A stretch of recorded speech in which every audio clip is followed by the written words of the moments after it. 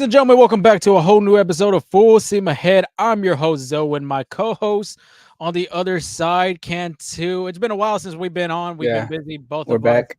but we are back like we are mentioning. But, I mean, a full slate of sports in the weekend. College football is back, Angel. I don't know if you saw that game against Georgia Tech I did. and Florida Upset State. alert. The first upset of the year being the first game of college football. You know, I kind of had a feeling it was gonna happen, but I didn't think it was. I think the NFL needs to find a way to get a game in Ireland, too. I could see that a possibility. I mean, they're already playing in London. I wouldn't be surprised if they go play in Ireland next. I think they're playing London, Germany. I think there's supposed to be a game in Brazil too, I want to say, for the NFL. Yeah. But speaking of it's NFL too, the last preseason slate of games it's football time. Officially, I want to say is over. Yeah. Are you playing fantasy football this year? Of course. We always play. You know, we always play fantasy baseball together, but we don't play fantasy football together, huh? Yeah, I think last year we did it for like the first time, but it was kind of like a last minute kind of thing. Yeah. But now this year, I don't know. I don't even have the league this year because I know there's people in our league that's busy and it's gonna be dealing with other stuff. But I mean, sports, dude, it's back. Football is back. Baseball is officially getting closer to being done as we're getting close to that month of September, getting to that long push into October baseball, seeing what teams are going to be making it to the postseason. As we are titling this episode 208, Orioles flock the Astros late because there have been back-to-back games that the Astros could have and really honestly should have win against the Orioles, but just did not happen. We got our objectives on that side right there. Recap that Red Sox and O series. We're not going to go too deep into detail about that Red Sox series, but of course, with the Orioles, what's going on? Astros offense strike first. Welcome Ben Gamel because this guy has been like on a tear. I've seen some tweets out there saying this is the greatest Astro out there, but of course, I'm not going to say he is or he is not. On that starting pitching, of course, continues to do what he's doing. Too many close games. Welcome back, Hector Neris. I think that's the biggest story for the Astros, getting a relief pitcher, I would say, that has the experience and that has that camaraderie in that Astros clubhouse. Who's invited to the Carne Asada Philadelphia pitching preview against the Fighting Phils. Train station injury news around the horn. It's a lot. That is a lot, dude. I know. I'm already running out of breath. Just saying what's going through our objectives. So since I'm trying to catch my breath, let everybody know where they could find us on social as well as the podcast. Absolutely. If you want to hear our podcast or just want to look back what we said about recap, see if we were right, we were wrong, you can find that on Apple Podcasts and Spotify Podcasts as well. On X and on TikTok, we're Full Steam Ahead. On Instagram, we're FSA Full Steam Ahead. But we are there. If I said one of those wrong, I probably did. I see Lorenzo looking at me funny. It's down in that ticker down there. So we'll check that out. Yes, most definitely. I don't think I was looking at you funny. I was just kind of like looking at the side. But let's go on real quick and talk about that Red Sox series. I think I'm glad to say, at least in my opinion, I think the Astros are pretty done tired of seeing Jarren Duran because that dude was on base every single at bat, I want to say. At least the first inning for sure. I think there's a pair of socks, I think, in Jarren Duran and Luis Robert Jr. that the Astros are great that they're not seeing because usually when those guys come in, they play stellar defense and they love to hit at Minute Maid Park, and they're always putting on the show here. Yeah, we can start off real quick on game one of that series. Obviously, Yusei Kikuchi hadn't beat the Red Sox. I don't think he got the win for that game as well. But at the end of the day, Yainer Diaz hitting that walk-off home run against Kenley Jansen. And if you go back to that game, well, really the last at-bat was Yordan Alvarez striking out in 3 pitches. He goes and tells Yainer Diaz what he's seeing and basically saying, wait on that fastball. Just look at the way he's pitching too, because of course he has that funky movement too in his delivery and in his windup. Yeah. And basically tell him just set on target, do not go where he's going. Sure enough, first pitch fastball and he takes it to left center pretty damn deep. Yeah, it was more like about getting that timing right, and timing. That's what I was trying to say. I guess he did that on the on deck cycle because he only had to see one pitch for that. Yeah, one pitch. Astros win game 1. It looked pretty good in the Astros' favor, but game 2 and game 3, I mean, the Astros offense was just not there. Ronel Blanco too wasn't really pitching a great game. His off speeds weren't just hitting their spots. He was leaving a lot of balls in the zone. I know the first three batters of that inning in game two, Jaron Duran getting that double, Will Abreu hitting the RBI double down the right field line, and then Tristan Casas hitting a damn double decker to the second deck with that 2-run It homer. was a shot. Yeah. Yeah. So, but I mean, the Astros did a pretty good job too, trying to fight back into that game. But in game two and game three, real quick, we could go with game three with Justin Verlander being back on mound for the first time. Goes and gives out 6 innings of work. I think that was pretty impressive for him, especially only pitching around 70 pitches. He did his job, but I think from both those games, when you take away in that series, was just with runners in scoring position. The Astros just did not so good of a job of getting those guys in. Game two, they were 0 for 8 with 4 left men on base. Game three, they were 0 for 7 with 8 guys left on base. So they just couldn't get that big hit. There were just so many close games that the Astros honestly could have swept that series, but the offense just couldn't get it done for them. Yeah, I mean, I think this is the Astros have been living and dying by their offense, and sometimes this is like we've seen this earlier in the season where sometimes they're hitting when runners on, and sometimes it's just they can't buy a run. And I think that was one of those series, like especially those last 2 games. And I think you talk about it a little bit here in the Orioles series too, but it's just like sometimes they just can't buy a hit when it's most necessary. Yeah, I'm looking at a split. I want to look at a certain player is going to be Yordan Alvarez, because we did talk about too that they redid the batter's eye before that Chicago White Sox series. The batter's eye was a little darker, wasn't that kind of like green shrub Yeah. looking color, but I mean, it looked like a swampy dark moss green. It wasn't black, but it was pretty damn dark. But Yordan Alvarez, real quick, because this dude hits really well on the road. He has a 352 batting average on the road at Minute Maid Park. Do you want to give me a guess what he is hitting? Can you repeat the question, sir? Minute Maid Park on the road, he hits over 300, 352. At Minute Maid Park, do you want to give me a guess what his batting average is? Like 2 something. 259. Yeah. That is not what you want for, especially a guy that has the opportunity to score some runs with runners in scoring position. Same thing as Alex Bregman, being away from Minute Maid Park, 272. At Minute Maid Park, it's 241. So I don't know for some certain players. Like right now, I'm just going down the list of the starters being away and being at Minute Maid Park. I'm looking at Yainer Diaz right now. Yainer hits really well actually at Minute Maid, 329. Being away from there, it's 276. Let's look at Jose Altuve real quick. You see, but their home record's not that bad this year. It's not. They're 35 and 29 at home, and they're 34 and 31 on the road. So it's basically kind of split even. Mm-hmm. Yeah, Jose Altuve is the same like Yainer. I mean, he's pretty damn good. Well, no, not like Yainer, but pretty balanced. 301 at home and 292 on the road. Last player I'll check real quick is Jeremy Pena. 277. Oh shit, 277 even for both sides. So, I mean, I'm not saying it's the batter's eye. Like for Yordan, for instance, he hits the ball pretty damn deep to center, and of course at Minute Maid it holds a lot of ground for the defenders to make a play. I mean, I just don't know. I'm not going to say that's going to be the Astros narrative. They can't head at Minute Maid Park because, like you said, they have a pretty damn good record at the juice box. It's just timely hitting, I would say, with runners in scoring position, needing to get that run in. Yeah, I mean that's basically what it is. Like getting like situational hitting for the Astros. Yeah, so that was kind of the end of that Red Sox series. Was basically the hitting part. The offense just wasn't clicking there.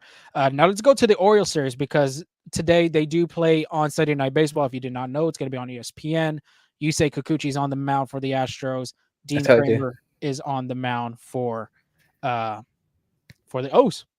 Yeah, another AL East team for Yusei Kikuchi. Cannot escape the AL East if he wanted to. But let's start off positive in this recap against the O's. I mean, the Astros offense was tacking on early in each game, scoring first. In the fourth inning in game one, they scored 2 runs. In game two, they scored 4 runs in the third inning. And then obviously in game 3, hitting that leadoff home run was Jose Altuve, who did pass George Springer up as well as second all time for leadoff home runs in Astros history. He only trails Craig Biggio. I think Craig Biggio has 53 and Altuve has 40 now. So he'll be chasing that history. But it's good to see the offense striking first early, putting the pressure on the Orioles, especially in game one. I mean, they really attacked on Corbin Burns, which he's going to be a Cy Young favorite. He's going to battle him and Tyreek Skubal getting that Cy Young award this year. And the Astros offense did a really good job getting him uncomfortable. Same goes for Cade Povich on that game as well.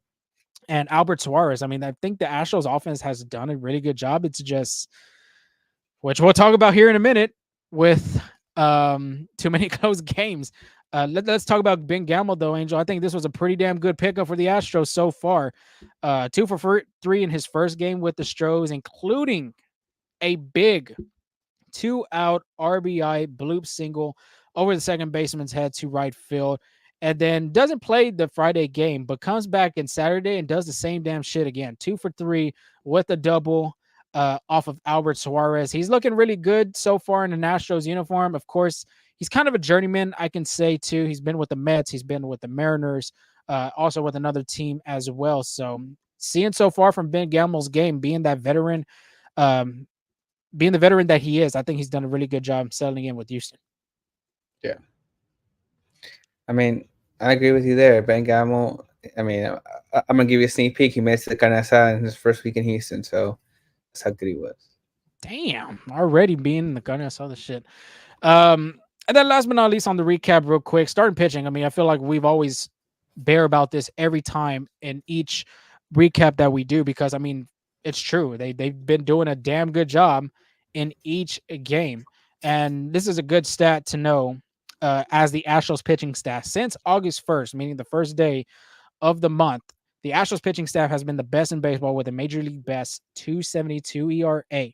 In that span, that's only given up 57 earned runs, 188 innings pitched. They also ranked first in opponent batting average of 189, an opponent OPS of 583, and second in strikeouts with a 223, punching out the batters in that span.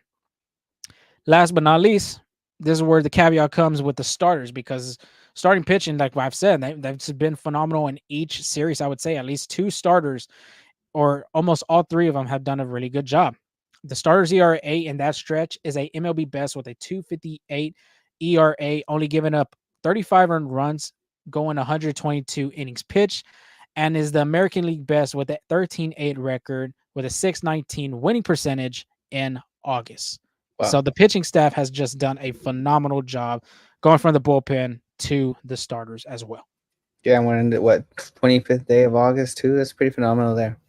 Yeah, that's very phenomenal because I think that is our favorite word when we talk about this starting pitching. But let's start out with Spencer Arrighetti, and which is crazy because Arrighetti is going against Corbin Burns, Cy Young versus rookie, and Spencer showed out in that game, especially being a televised game nationally on Fox. 6 innings, 3 hits, no earned runs, 1 walk, 6 strikeouts, 94 pitches were thrown, 60 of them were strikes. So what a month of August it's been for Spaghetti himself. 2-2 record with a 2.55 ERA. He's only given up 7 earned runs, 36 strikeouts in that span, with a 193 opponent batting average, which is the lowest it's been in a month span. What a turnaround season it's been for him. From the beginning, being a rookie, having to deal with all that, and then coming to the end of the season, settling it down, getting the information, scouting reports, talking to other pitchers as well, what he can do better. He's just done a phenomenal job. And I had talked to him actually before they went on this road trip, and he's like, the Chicago White Sox series just didn't go his way, but he was excited because he knew that he was going to get the Baltimore start and he's going to get a Philadelphia start. And he's just shown that he's capable of pitching in the bright lights. Yeah, I mean, both him and Hunter Brown being able to turn around has been crucial this year. Yeah, and let's talk about Hunter Brown too. 6 innings, 3 hits, 2 runs, 1 of them being earned, 2 walks, 6 strikeouts, 107 pitches, 72 of them were strikes. Of course, the Diesel let everything out in that game. Speaking of letting everything out, Framber Valdez was the same way as well. 5 2/3, 6 hits, 3 earned runs, of course, 1 walk and 8 strikeouts. If you look at that stat line, yes, 3 earned runs. We'll talk about that here in a minute. 104 pitches, 66 of them were strikes. I don't think Joe Espada is not afraid to let his starters go deep. And I think the starters love seeing that from their coach. Like if they give up a walk or they give up that extra hit, knowing they're getting to that 100 pitch threshold, he's going to allow his pitcher to get that one batter at least. Either if he walks him, he walks him. If he gets the out, if he gives up a hit, he's going to give all the benefit of the doubt to his starter, no matter what situation he is, even though they are in the 100 pitch threshold. No, yeah. I mean, that just shows the trust that he has on these starters, and they've earned their trust, like all of them, honestly, just because of how well they've been playing. Yeah, so I mean, like as of right now, the Orioles have a 2-1 lead on the Astros. The Astros could split the series with that start with Yusei Kikuchi going on the mound. But let's move on to really the next objective being too many close games. I mean, Yeah. honestly, there have been so many close games, and you could go back to that Red Sox series. So many close games that the Astros could have pulled away and collect a W in their book. The Boston series, of course, they did win that thriller against them in game one, but game two, they lost 6-5. Game three against Boston, they lost 4-1. Okay. Now we go to that Baltimore series, 6-0 blowout in that first game. Baltimore winning 5-7 or 7-5, and then winning 3-2 yesterday. So let's break it down real quick. The Astros are 1-5. I mean, 1-4 in their last 5 games in that span. So many, like I said, close opportunities. Let's start off with Friday in this Orioles series. Bryan Abreu comes in the 8th. And we've talked about this off air. Colton Cowser gets a leadoff single. Ali Rushman gets hits another single as well. Cowser goes to third. So you got first and third with no outs. Well, Gunnar Henderson hits it back up the middle. Bryan Abreu made a good play. I don't know if you saw that behind underneath the legs. Stops the ball. Instead of turning two, he goes and his first instinct just sees Colton Cowser come off the bag. Cowser's momentum was going towards home, but then he saw it and he's like, oh shit, I need to go back to third. He goes back to third. Brady throws the ball to, I think, Bregman, or I think Whitcomb was the third baseman at that time. Yeah. And it was a bang play. It looked pretty damn close. Of course, the spotter was going to challenge it no matter what. At the end of the day, call was safe. Now you have bases loaded, no outs.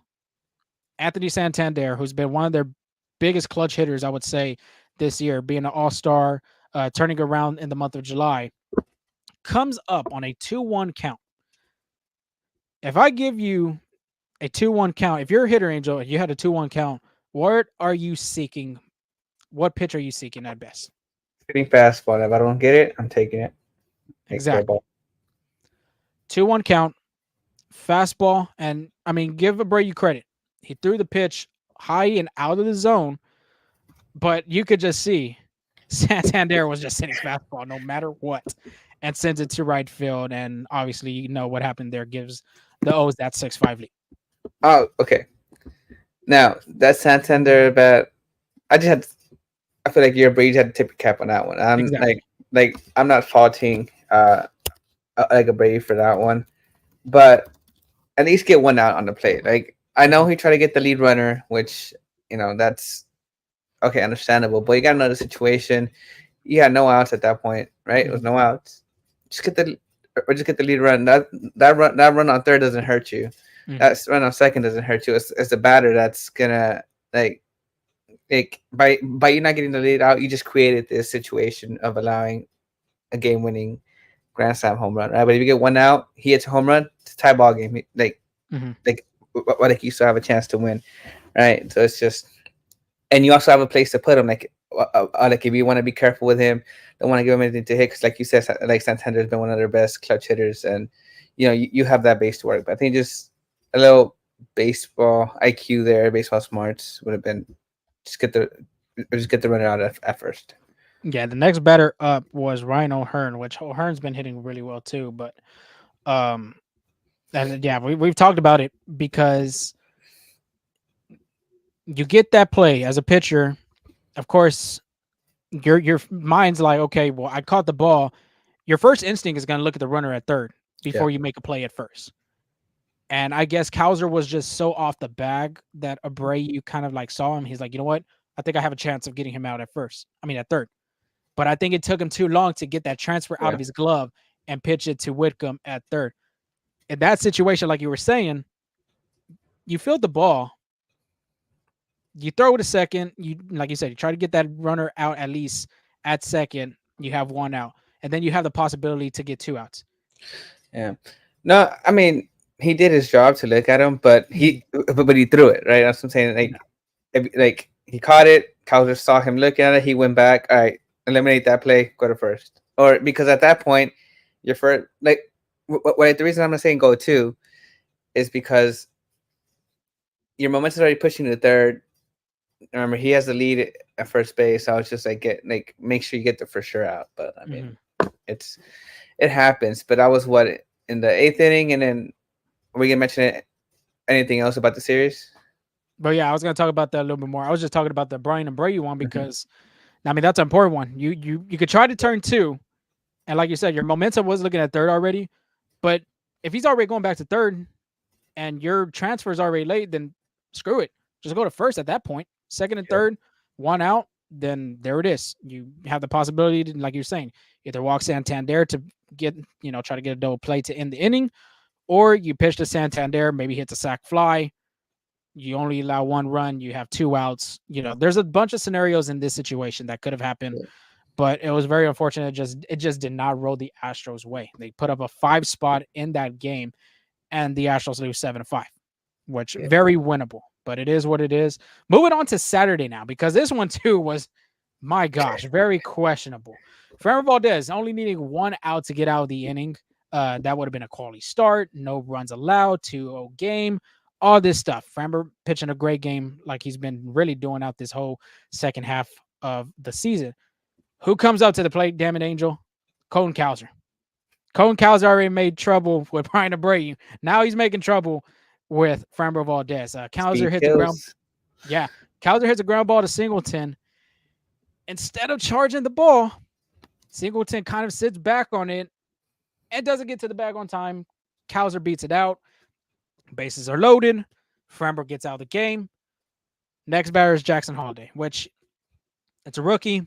He hasn't really had a good start to his campaign. Was Jackson Holliday playing that game? I think he came in as a pinch hitter, right? I have it right here. It is, yeah. He came as a pitch hitter because Emmanuel Rivera was the guy, and he's a right-handed hitter. Yeah. Okay. Because I was going to mention Valdez was 104 pitches in. Would you leave him in with the bases loaded? I mean, that's not his fault at first base. I think he did his job. If I'm him, if I'm I think I would have, honestly, because Emmanuel Rivera had a 1 walk and 1 strikeout. He was 0 for 1 against Framber. Yeah, like 13 batting average too. Like I was gonna say, like you want to table it too after you did tell what Jackson Holliday did, like we can have a discussion too about it as well. Yeah. So real quick, I mean, going to Jackson Holliday, like you're saying, he pitched hit. First pitch, I mean, he attacks Taylor Scott real damn quick. Hits a go-ahead 3-run double to the right center gap. And this is another play, too, that I think could have went a different way for the Astros. Jake Myers cuts it off quickly. It doesn't go all the way to the wall. He cuts it off quickly, but he doesn't make a strong throw in to Jeremy Pena. Jeremy Pena kind of scoops the ball and was going to try to make a play at home. Just couldn't get the scoop in, and Colton Cowser scores from freaking first all the way to home. Yeah. There's 2 defensive miscues on that. One, obviously being Jon Singleton.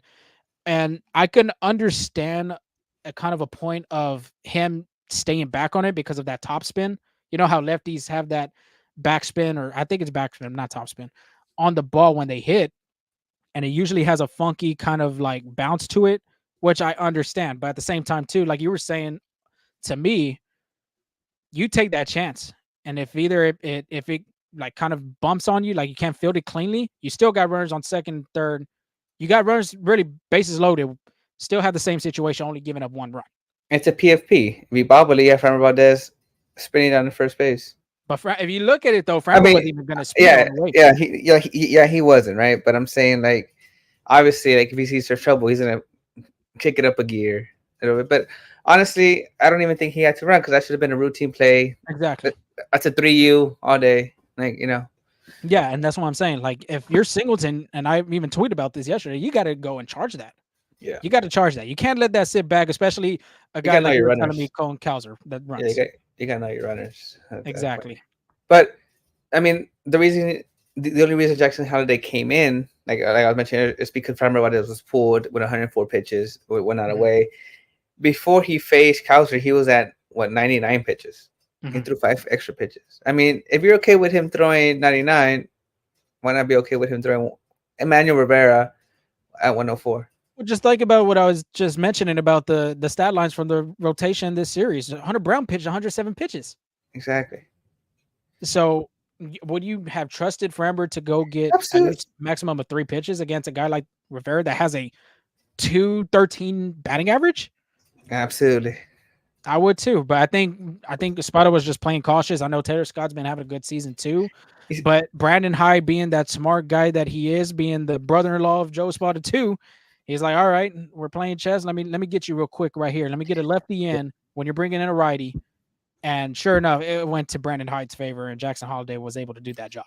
yeah, you see, but again, Fernandez did his job. Now, Exactly. if Colton Cowser would have hit a ball in the outfield like a line drive, loaded up the bases, okay, I understand, Hmm. right? But he Exactly. did his job. He did what he had to do. Unfortunately, the defense didn't help him out there, but I think he would have had with his stuff. He could have easily gotten through Emmanuel Rivera. Because I mean, who would you rather face, Jackson Holiday, Emmanuel Rivera, for the base Come load on, man. What kind situation? of question is that? I mean, Exactly. Jackson Holliday is a rookie, but But he he's is a the good number one rookie. prospect for a damn reason. Yeah, Is Emmanuel Rivera a number one prospect? No, he's yeah, not. But even in that game, I mean, single on a line drive to center, Gunnar Henderson, Eloy Jimenez, same thing, a line drive to Ben Gamel and right. Then that happens with Jackson Holliday. But even the defensive part, what bothers me as a middle infielder when you do the double cuts on the double relays, going in the gaps between right center, left center, down the damn lines, you got to shuffle your feet. And if you look at the throw that Jake Myers, which Jake Myers really doesn't have a strong arm, period. He's really great covering some ground in defense, but his arm is just not one of the best in MLB. Jerry Pena has to shuffle his feet. If it's a one hop, you're not scooping the like the ball. You're not scooping it. yeah, You got to shuffle your feet, get that one bounce, take your momentum to home plate. Make it a bang bang play instead of just giving the run at home easily to Cowser run from first. yeah. But before we move on from this close game talk, just to give you some stats here, that grand slam by Santander was honestly like an anomaly for the Astros because after 8 innings, they easily close it out. They're 62-2 when leading after 8 innings. However, when they're trailing, that's a different story. So when they're trailing after 6 innings, which that Jackson Holiday triple, right? I mean, like Mhm. basically your double happened in the 6th inning. Yeah. They're 9 for 43. After 7 innings, they're 5 and 42. And after 8 innings, the Astros are 0 for 46. You see, I think Astros fans have been blessed with that. No matter like in the past, I would say like 17, 18, 19, even 20 Mhm. season, like like those years. It didn't matter how like the Astros could be trailing by 8 runs in the 9th inning, and I think Astros fans always knew they had a chance to win that ball game. But I think even like last year and even this year, I think trading the Astros is just like once they trail after 7, it's kind of hard for them to come back. Honestly, I think that's. I mean, they've done it a handful of times after like nearly a handful, 5 42 after trading after 7. But I think a typical Astros team when they were in their prime, you know, they're probably what like maybe 15 out of whatever how many games or like 20 out of this many games trading. So I don't know. Like, what's your opinion on that? Yeah, I mean, it's like you're saying. I mean, even before the season, like 22, they had a good bullpen. 2019, they had a good bullpen too. It's just not closing games out, and that's the Yeah, part that's really hurting the Astros specifically. I would say this season. yeah, You can go in the beginning of the season, the back end of the bullpen could have closed it down. They couldn't hold a lead. Bryan Abreu, Ryan Presley, Josh Hader, all the leads would just go and flourish away. I mean, think about in this one on Friday when Bryan Abreu gave up the grand slam. He had a 271 ERA. That shit went up to a 341 yeah. now. After that grand So slam. I mean, I know you're about to talk about Hector Neris returning to the Astros soon, but before we even move on to that, these close games really matter for the Astros right now because Seattle's playing poor baseball, Yeah. which I know around the horn you'll talk about that later too. They haven't been playing great baseball. They are 2-8 in their last 10 games. Every time the Astros lose, the Mariners lose.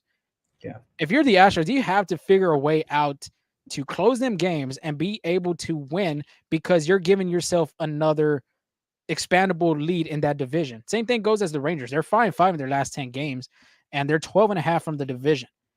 If you are the Houston Astros, you have to find a way to close the games out.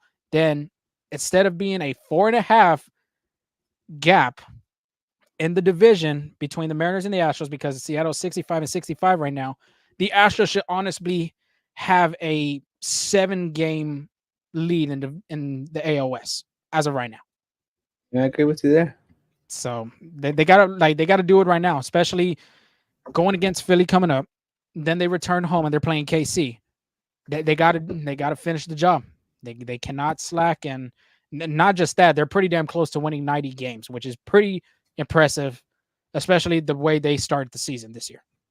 Yeah, I agree with you there. But I know we're gonna, like, I know I'm about to talk about this later, but I know we're going against each other in fantasy, and Aaron Judge hit 51. So I just got a notification that Juan Soto hit a home run too. there you go. Hopefully he goes to the National League next year. Oh, Big Daddy Cohen's gonna give him that check. We'll see. But I mean, Hector Neris is back. I don't know if Astros fans like you're every Astros fan sleeping under a rock the past week or so. Hector Neris is back with the Astros. He'll wear number 50, which is surprising because Taylor Scott was number 50 this season. Taylor Scott's now wearing 54. He currently has an active deal with Taylor Scott. Like we're not sure what the deal was yet about the number, so more to come when we find out about that. So, but I mean, he's he signed with Chicago in the offseason, and Chicago designated for assignment. He cleared waivers, and then the Astros signed him. But with the Cubs, I mean, he was pretty good in those 46 appearances. He had a 3.89 ERA.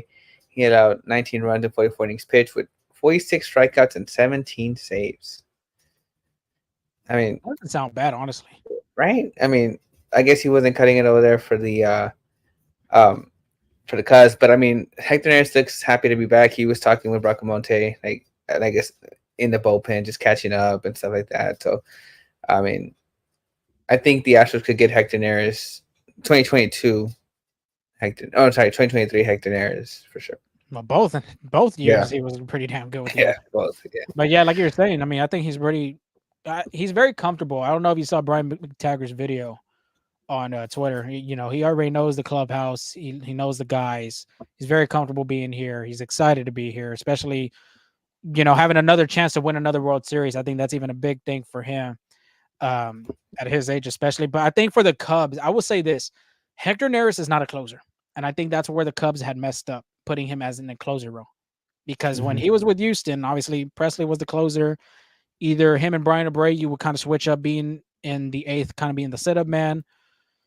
I think this is really good for Houston because it's another arm that I think they need. Taylor Scott's been worked out a lot. Bryan Abreu as well. Seth Martinez, they're starting to hit him a little bit more. So getting an arm in that bullpen that's very familiar, being in a role like either pitching him in the sixth, pitching him in the seventh, or the eighth, I think he's very comfortable being in that spot. And just think about it too. When Ryan Presley comes back, if you, like you said, if you get Hector Neris from 22-23, 6, Bryan Abreu, same thing. If Abreu could find his stuff, 7th, Presley, same thing as him, 8th, and then Josh Hader in 9th, that is very unstoppable. That is very unstoppable. But that's the only way they pitch that way. No, but don't forget, Hector Neris was a closer with Philly. Exactly. He was 28 save. If you, now in this career, I mean, I got you. Let me go check real quick since we're talking. I have it right here. He had 28 saves and 19 with Philadelphia. Oh, with Philadelphia. And 17, he had 26 saves over there with Philly. But I mean, at this stage of your career, I mean, I do agree with you. Like at this stage of his career, he is on a closer. Maybe I mean, when he was Philly with it, he was. 44 innings only he has pitched this year. Yeah, he's fresh. 74 in the third and 21, 65 in the third and 22, 23, 68 in the third. So that's what I'm saying. You're getting a fresh freaking arm in that bullpen that honestly desperately needs it right now. Yeah. No, yeah, I mean, it's a really great help. I mean, I'm sure Astros fans are excited to see him, but let's move on to the Carne Asada. And I know Camden Yard hates when Jose Altuve shows up because that's that's basically Jose Altuve's park right there. In this series, he's 3 for 11, but again, there's still one more game to go with 2 home runs, 3 RBIs. He has right now he has a 2.99 batting average. But just to emphasize how good Jose Abreu is at Camden Yards, Altuve. what did I say? He said Jose Abreu. My bad. Altuve is in Camden Yards. I mean, he even hit a ball like that extended left field walk couldn't stop Altuve because he still hit it over there. But he's batting. He has a 404 batting average in Camden Yards. That's 55 hits for 100 and 136 at bats. He also has a 474 career on base percentage at Camden Yards, which both his batting average and his on base percentage are in the history of Camden Yards. He's number one in both of those categories. Additionally, he also has a 1.143 career on OPS, and that's second of all time at that stadium too. Do you want to know who's number one? Or can you guess who's number one? Yordan Alvarez. It's a good guess, but the guy who just hit 51 home runs this year, it's Aaron Judge. It's the only person who has a higher on base percentage at Camden Yards than Jose Altuve. Well, that makes sense though too, if you think about it, because they to the American League East.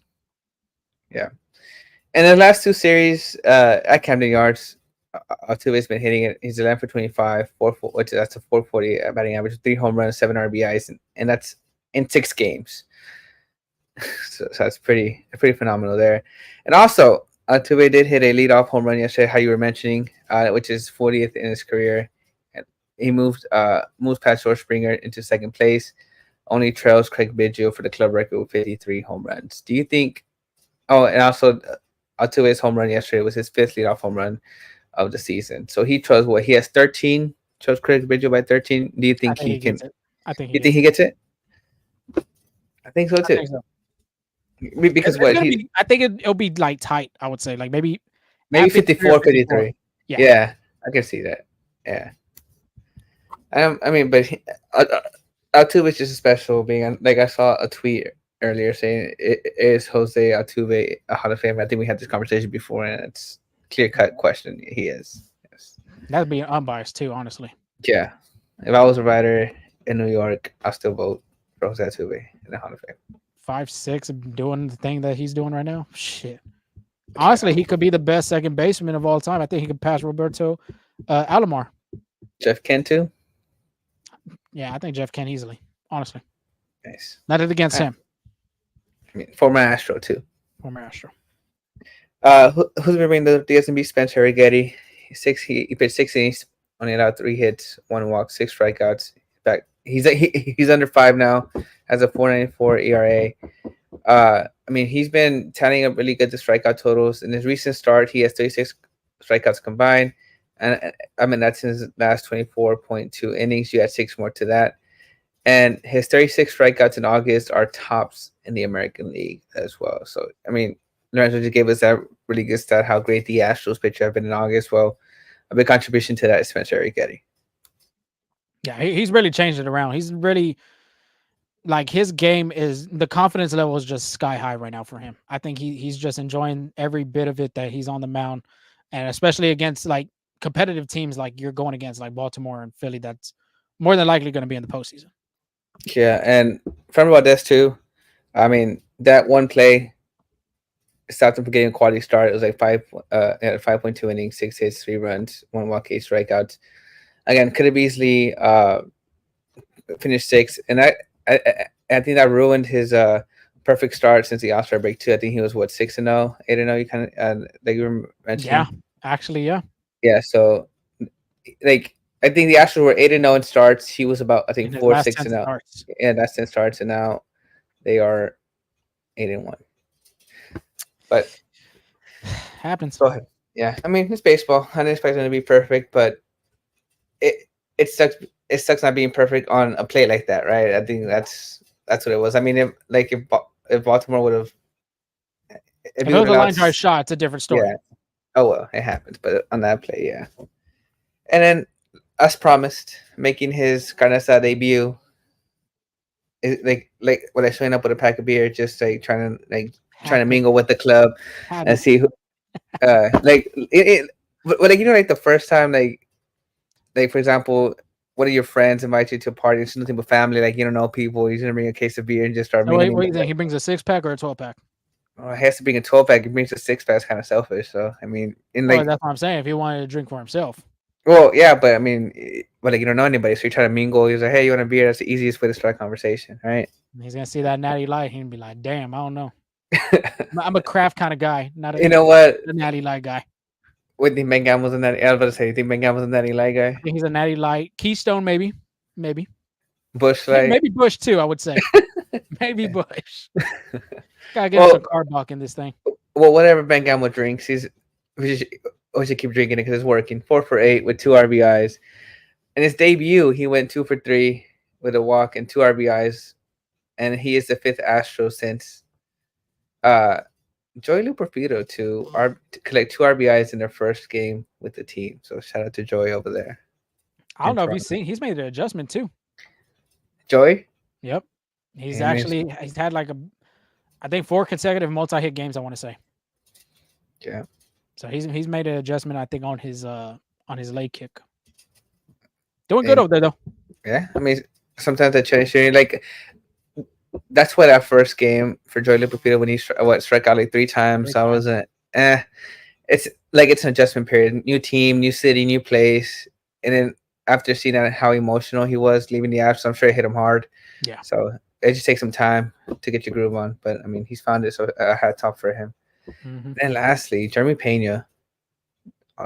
He even cleared that big left field wall, showing that power there. 3 for 8, the 2 home runs twice. Sorry, my respect, Jeremy Pena. My bad. Twice he cleared that wall. 2 home runs, 3 RBIs. He homered in consecutive games for the second time of this season, and that was back in August 13-14. So very recent there.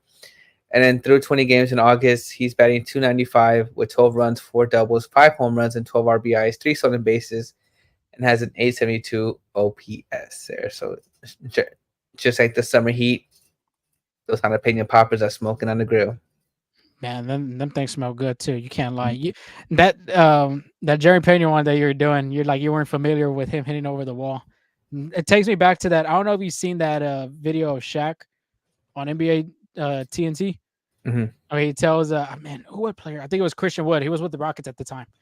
And he said, "Man, I owe you an apology. I wasn't really familiar about your game, son." Like, yeah, absolutely. That's what you were looking at right there with him hitting them home runs. Absolutely. Nah, but I mean, to end the Carne Asada too, Jose Altuve doing a nice gesture. I know I was gonna say that later after the whole thing, doing that to giving a kid a bat. Oh yeah, one of his game used bats after he hits a home run. That's pretty damn special. And then of course Julie Morales and them got the interview with him. Made the kids like that was one of the top moments I think he had said in his life that he's always going to cherish. And of course, everybody thinking the narrative of him being a cheater and all that type of stuff with the whole scandal. And, we're not going to go too deep into that crap. But, seeing Jose Altuve doing the kindness of his heart, doing them type of things, it just shows what he means, not just to the ball club, but to the MLB community in a whole. Yeah, absolutely. Then Dana Brown, I think you got to give him a little mini shout out there to the Carne Asada too. Getting Ben Gamel on clear waivers, and right now, depending on Hector Neris too, what he does, and then the trades that he did at the trade deadline. I mean, he looks pretty damn solid this season when it comes to them deals. I remember that when Dana Brown was originally signed by the Astros, people were saying this Astros winning window was just increased about 6-7 years, and he's received a lot of criticism this year, I guess, especially because of the trade for Yusei Kikuchi, but signing Taylor Scott in the offseason, like you said, if Neris pays out, Yusei Kikuchi, Ben Gamel, and there's been a few, Ort too. I mean, those guys have been pretty phenomenal add-on for Dana Brown. It's like, and I think that's what makes Dana Brown so special is that he sees something in the guys that are underlooked. Like I'm sure Taylor Scott was not a very hot commodity as like when he got DFA'd, and being able to work with him too. I'm sure Ort wasn't a hot commodity, as well. And it's pretty phenomenal stuff being like having a keen eye for a simple like mechanical adjustment, or just having faith in these guys that they can come produce. And I think that goes a long way for Dana Brown, his relationship with other players too.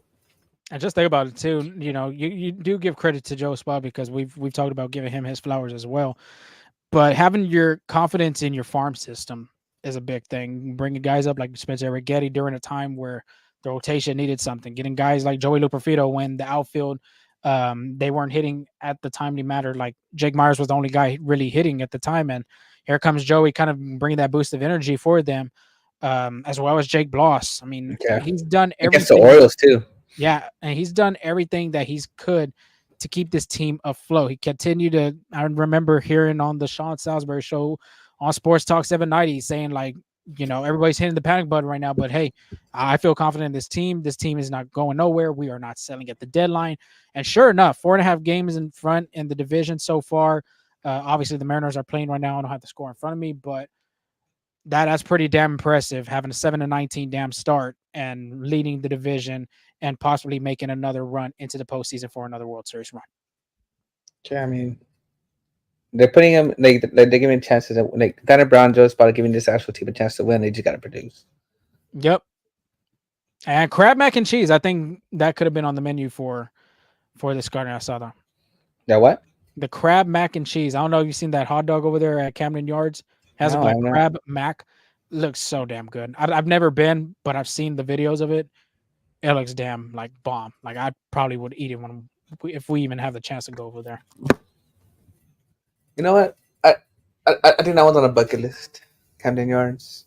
I feel like everybody has to check, like either on TikTok or Instagram or whatever, when they go to a new ballpark. You got to figure out what kind of foods is like their specials, and I think that's one of their specials over there in Baltimore. I might have to try it. Definitely pitching preview against the Philadelphia Phillies. They'll be at Citizens Bank Park, 75-54 record. As of right now, I was looking at the game. Oh, they had a pitching change. Matt Strom is coming in for the Phils.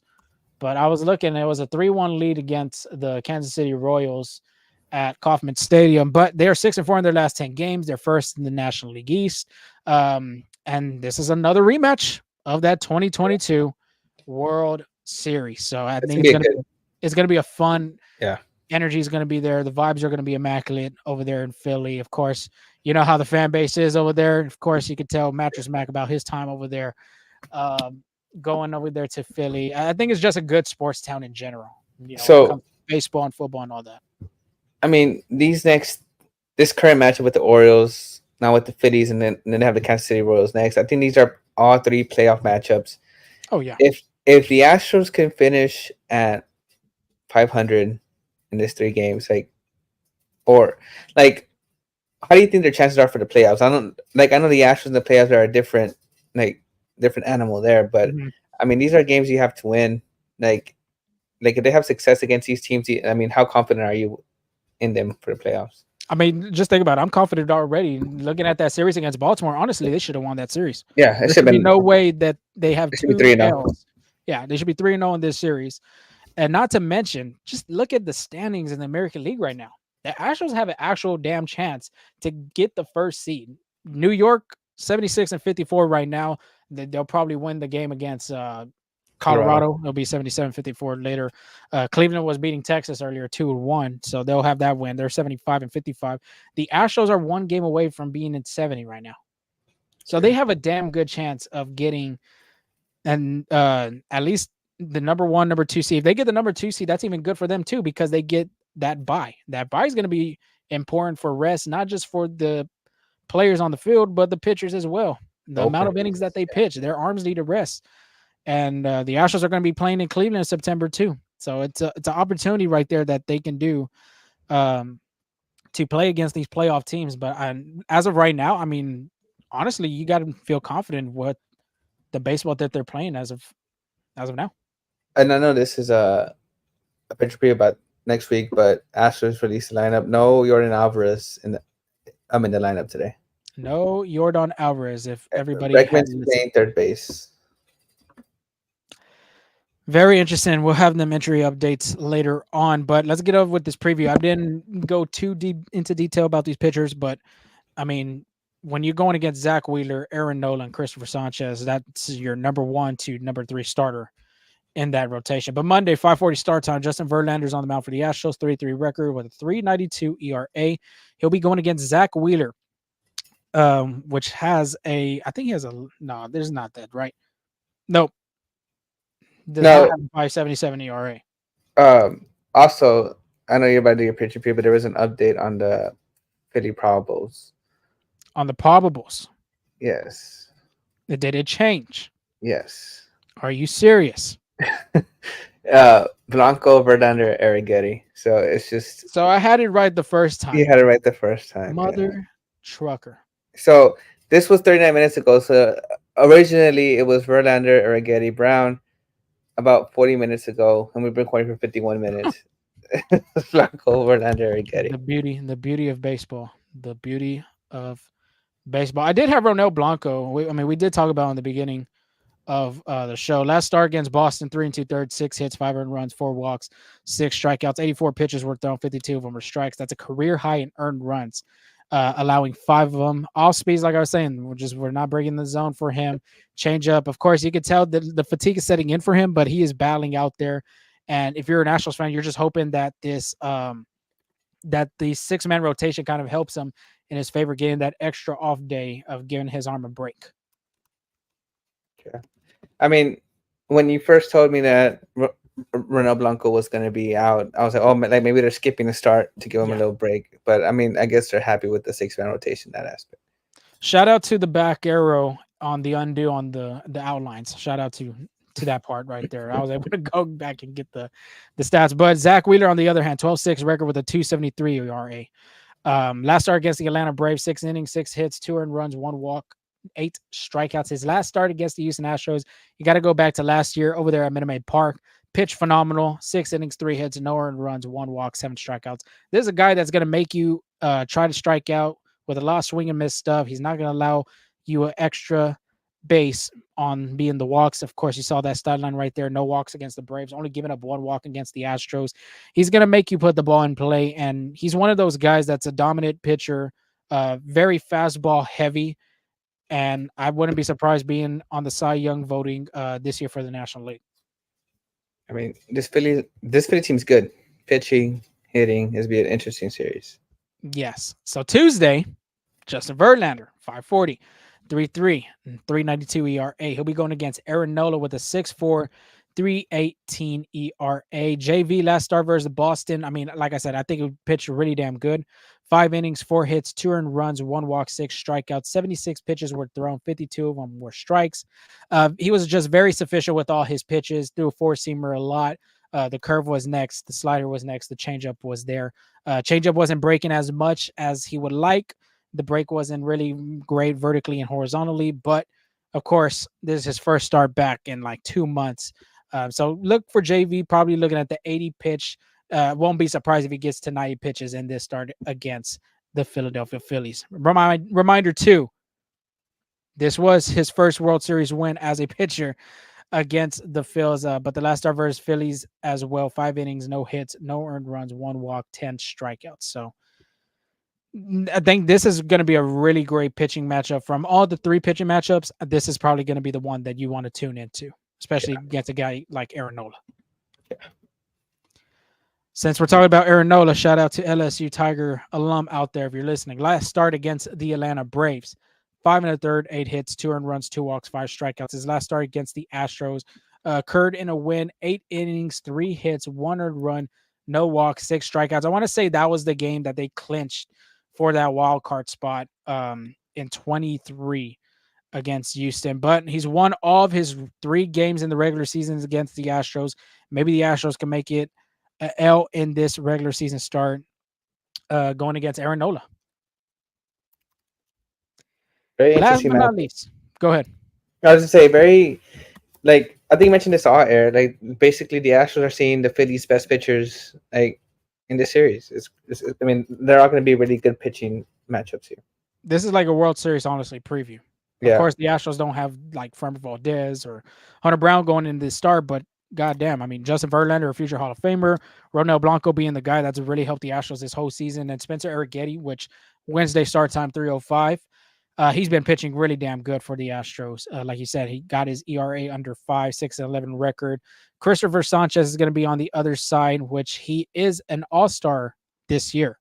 If you did not know that, he did receive his first All-Star bid um, for the Fine Fields. But I'm not going to go into any detail about Spencer Arrighetti because we did give his stats. Angel did put it on the Carne Asada as well. But Christopher Sanchez, on the other hand, had a 9.9 record with a 3.51 ERA. His last start against the Atlanta Braves, 6 innings, 9 hits, 3 earned runs, 1 walk, 8 strikeouts. He has back-to-back quality starts. The start before the Atlanta Braves, he did pitch against Washington. He did go, I want to say 9 innings in that game. So a lefty that's going against, I would say, a right hand dominant lineup with the Astros. Be interested to see if Yordan Alvarez does come back. But you'll probably not see Jon Singleton in this lineup. If anybody, it'll probably be Yordan Alvarez. But as Angel had mentioned, he's not starting in this game. Well, it'd be interesting to see if he'll be even playing the series against the Fighting Phils. absolutely. But is it time for the train station? I think it is time for the train station. Our typical train in the background didn't show up today. Interesting. Like I guess it was a Sunday Yeah, afternoon. it's the weekend, baby. They're not working. They are not working. I wouldn't blame them.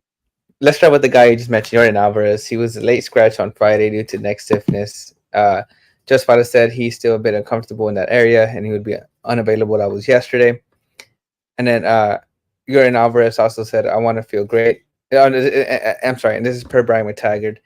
Yordan Alvarez said, I want to feel great. I don't, unfortunately. I woke up with some pain in my neck and it goes down a little bit to my scapula. So inform us, where is our scapula? Because I have no idea where that is at. It's like right here. Like a little short, bit behind the shoulder, a little bit. Mm-hmm. Interesting. Scaps are important to warm up. Just a FYI for all the baseball players out there. Make sure you warm up them scaps. I will start doing some of these a little bit. Do little arm rotations, kind of all them kind of things. This is like, I'm gonna have to go back in the record books and see how. This is already three, 4 Astros players that have gone down with neck stiffness. Christian Javier, Justin Verlander, Yordan Alvarez. I think there was one more. No? What do you say, Framber Valdez? I think that's what it was, right? I think it was Framber Valdez that had neck stiffness too. Possibly. I don't have it right in front of me, but I wouldn't doubt it wouldn't be a pitcher being on that damn missing a star at least. I think the Astros start staying in 5-star hotels, not 4-star hotels or something. And then they need to check on these pillows, man. Shit, I don't know what kind of pillows they're on. I think it's the people working in the hotels knowing the Astros are coming to town, probably fluff up the pillows different, change them out. I don't know. But something's got to change. It's like Jordan's flu game when they're in Utah and they heard that he wanted a pizza at like 12 o'clock in the morning and midnight. Kids deliver it, and the next thing you know, it's the flu game. Maybe Alvarez will have that in a specific series, maybe against the Phils. Yeah. A little recap of that game-winning home run. Turn the game upside down. Yeah. I don't know. But it's crazy.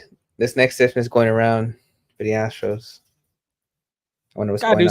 Gotta do something about it. Absolutely. And then Kyle Tucker. There hasn't really been too much update on him, honestly. This is on Friday. General Manager Tanner Brown said he thinks Kyle Tucker will return in the first week of September. And then Tucker did not travel with the team to Baltimore and will not go to Philadelphia either. Another key piece for his Astros bullpen is going to be Ryan Presley. Presley threw a bullpen session on August 21st and is scheduled to throw a second one on August 24th in Baltimore. He's expected to return on August 29th. So, I guess things are looking good. If everything goes good in those bullpens, should be back. The only thing you're looking for, and hopefully, if you're an Astros fan, does not happen is any elbow soreness or arm soreness there. That good stuff. We don't have to worry about Alex Bregman because he is, again, back-to-back games playing third base, so he should be good and ready. He did take grounders at first, though.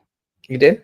He did take grounders at first. I think Brian McTaggart had mentioned that. I even think Ken Rosenthal had mentioned it on the coverage on Fox whenever they were playing on Fox. Yeah, so there you go. First baseman Alex Bregman trying to pull And Miguel Cabrera there. Damn. Put a little Miggy on it.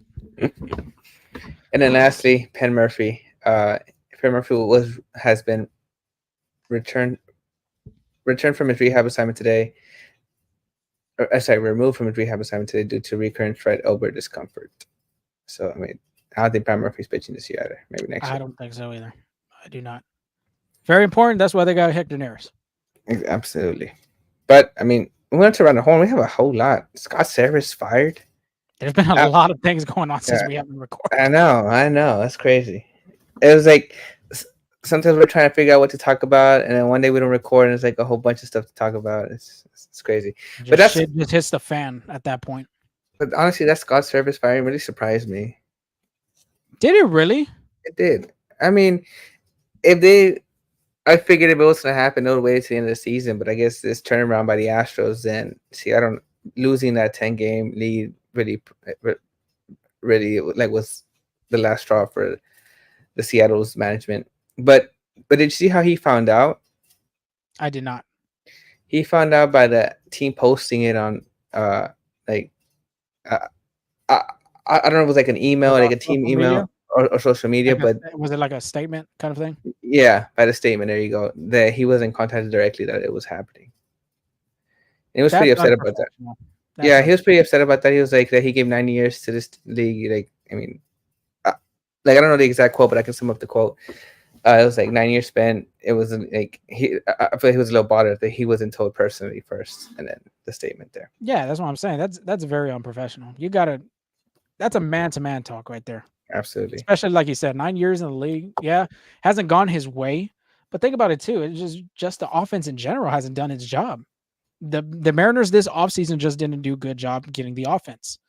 So it ain't Scott Servais' fault. Actually, this is like the damn front office's fault for that shit. I'm not backing him up, but I'm just saying, it's kind of it's very unfortunate how a manager is getting told how he's getting fired by a post on a statement. Yeah. That's the thing that bothers me. Now that you mentioned Seattle's management, there's some, like, I don't know exactly what's going on there, but it's been some questionable moves. They trained Eugenio Suarez and Paul Sewell too. And then, Arizona.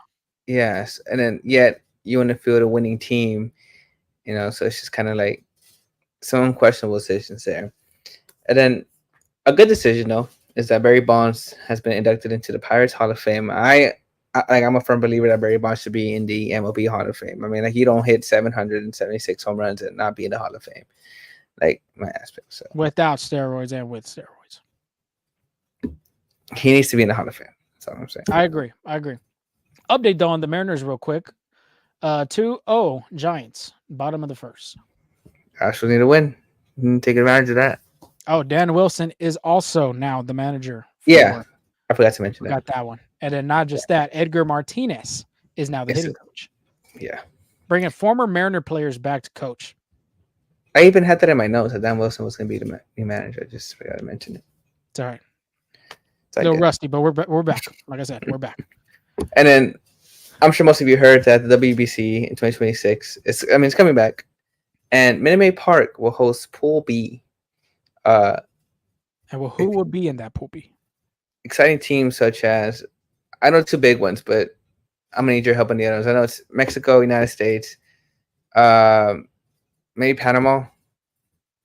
I think Panama's in there. Great Britain, that's the other one. And then I thought they're waiting on a qualifier. Well, actually, Panama might be the one out. Great Britain's in it then. Oh, okay. Yeah. So it's Great Britain and then Colombia.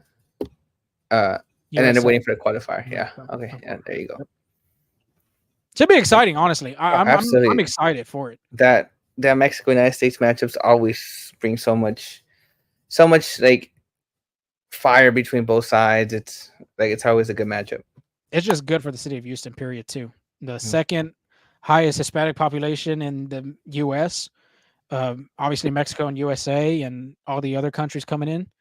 Man, I think it's very exciting for not just Minute Maid Park and the Astros organization, but the city of Houston. It's going to be vibrant out there. Oh, it's going to be a great for the city of Houston. 2026, they're supposed to have the entertainment center too coming. Yeah. Well, they're going to have the WBC. They'll have the FIFA World Cup too. Mm-hmm. I mean, if we're just like like we're still doing this in 2026. Be some pretty nice. Let's Coverage. cover those games. Yeah, for that.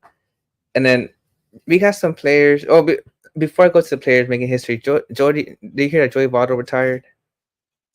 Yes, I did. I didn't get to see the full video I yet, didn't see the but I video heard either. that he did it on a video. Mm-hmm. And then supposedly he was on an Uber and say, "Hey," that they asked him what wasn't he a baseball player? And he said, "No, it's not." Classic Votto. Yeah, I haven't seen the video, but if you have, let us know about it or check it out. It'll be good.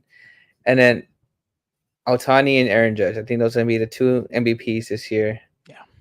Ohtani became the sixth player to join the 40-40 club, and Aaron Judge hit 51 home runs. He was at 49 yesterday, and hit 50 and 51 just today.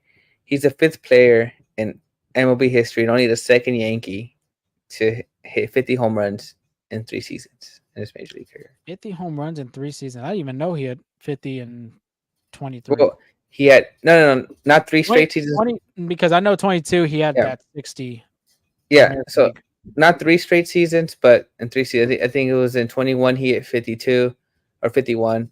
Then 2022 he hit 62, and then today he hit 51. Yeah, no doubt he's the MVP. Did you see how Ohtani got his 40th home run? Yeah, walk-off grand slam. Walk-off grand slam. And then what does Jose Siri do? Gets the ball and chunks it to the stands. He said he didn't know about it. I mean, yeah, I think he would have. If you're in center field and that happens, I mean, are you gonna think that was Ohtani's 40th home run? No. So you can't really be upset at Jose Siri. Yeah, former Houston Astro, but that's the game. Maybe now another fan will get the ball, not the fan that tried catching it or attempting to catch the ball. Very unfortunate. I wonder how much money they got or what they got for that ball back. Maybe a deal was in place. I think so. I think yeah. I wonder what it was. If you got the 40th home run, what would you do? What would you negotiate?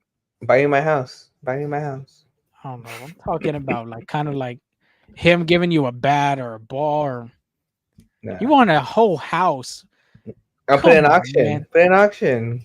Or put it in auction like what was that home? Damn it was Sammy Sosa's. I think so.